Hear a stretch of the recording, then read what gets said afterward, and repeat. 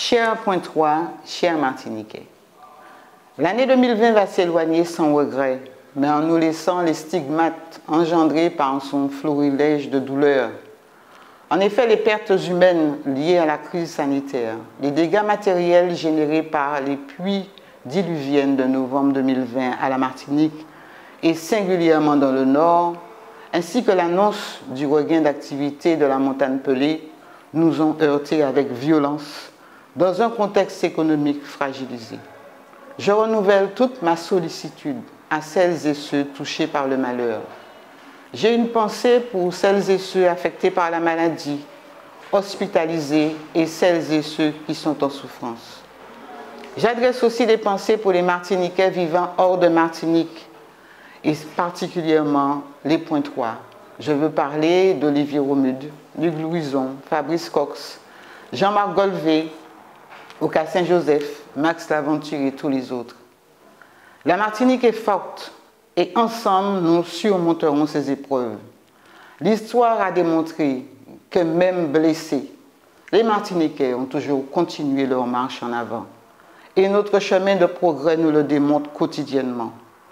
Mais à l'aube de ce nouveau monde, nous devons transformer la peur, les appréhensions et les réticences en confiance, en assurance, en combativité, en résistance pour nous-mêmes, en raison de notre ancrage dans les valeurs nobles qui nous habitent. Je veux parler de l'entraide, du partage et de la responsabilité. Inéluctablement, les impacts des crises que nous connaissons doivent nous contraindre à changer nos orientations, changer nos visions, changer nos certitudes. En somme, à changer de paradigme et tendre vers une unité pour trouver ensemble les solutions adaptées à nos réalités martiniquaises. Car 2021 sera l'écriture de nouveaux mondes qui semblent s'annoncer. La Martinique et la ville de Basse-Pointe ont leur place dans ce monde à venir, aussi bien dans l'Europe que dans la Caraïbe. Le dépassement de soi, conjugué à l'intérêt supérieur de la Martinique, nous fait l'obligation de mener unitairement les réflexions pour l'élaboration d'un véritable projet de politique publique de prévention des risques. L'érosion de la falaise ici à Basse-Pointe constitue une urgence et la nécessité de nouveaux schémas d'aménagement de la ville. La Martinique est un territoire à risque, ne l'oublions pas, mais aussi un projet pour la santé et l'accès aux soins. Le désir médical du Nord et le vieillissement de la population nous interpellent à Basse-Pointe.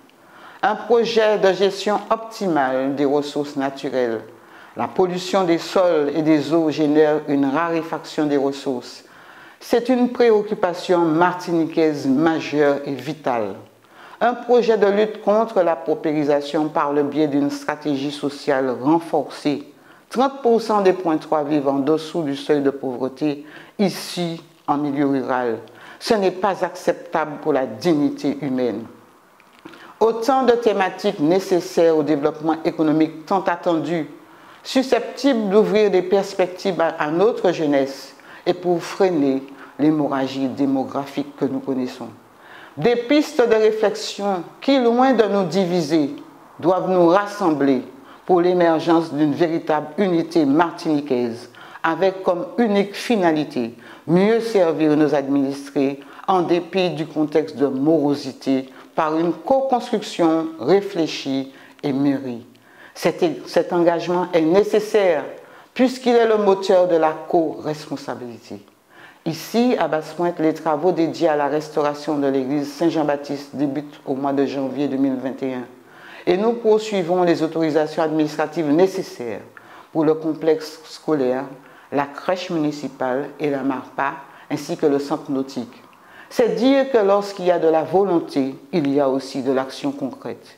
Et malgré l'adversité, je veux vous dire combien j'ai confiance en vous pour construire demain une Martinique dynamique, une Martinique audacieuse, avec comme fondement des valeurs humanistes qui sont les clés de la réussite pour de véritables avancées sociales, sociétales, environnementales et économiques. Bonne et heureuse année 2021 à toutes et à tous. Sérénité, respect, solidarité, responsabilité et unité. sans oublier les contraintes sanitaires nécessaires pour lutter contre la pandémie que nous connaissons.